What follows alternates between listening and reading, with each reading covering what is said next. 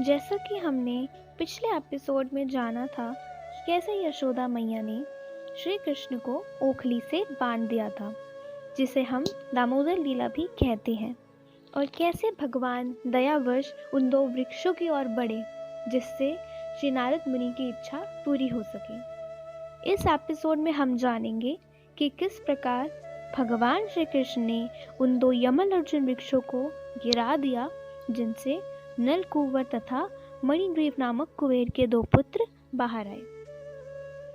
नलकूवर तथा मणिग्रीव महान देवता कुबेर के पुत्र थे, किंतु भौतिक ऐश्वर्य के कारण वह इतने विवेकहीन हो गए कि एक दिन वह सरोवर में नग्न युवतियों के साथ किलोले कर रहे थे और निर्लज्जता पूर्वक इधर उधर विचरण करने लगे।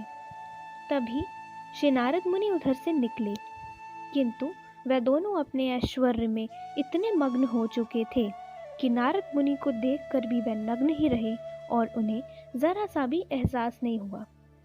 नारद मुनि ने इन दोनों व्यक्तियों नलकूवर तथा मणिग्रीव को वृक्षों की तरह बनने का श्राप दिया और कहा, वृक्षों की तरह रहने वाले इन दोनों युवकों को वृक्षों का शरीर मिलना चाहिए, यही इनके लिए दंड होगा। फिर भी वृक्ष बनने से लेकर अपने उद्धार के समय तक इन्हें मेरी कृपा से अपने विगत पाप कर्मों की याद बनी रहेगी।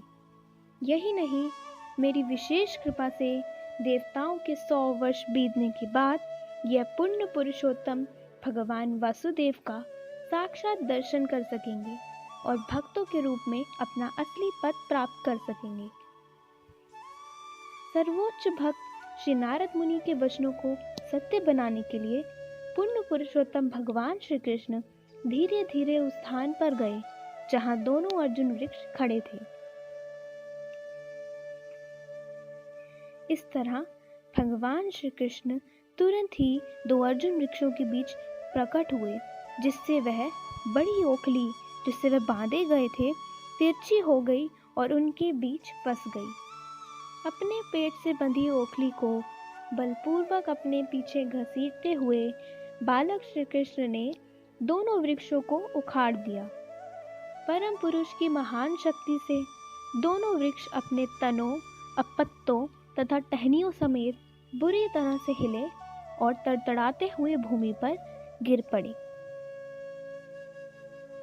जिस स्थान पर दोनों अर्जुन वृक्ष गिरे थे, वहीं पर दोनों वृक्षों से दो महान सिद्ध पुरुष बाहर निकल आए, जो साक्षात अग्नि जैसे लग रहे थे। उनके सौंदर्य का तेज चारों ओर प्रकाशित हो रहा था।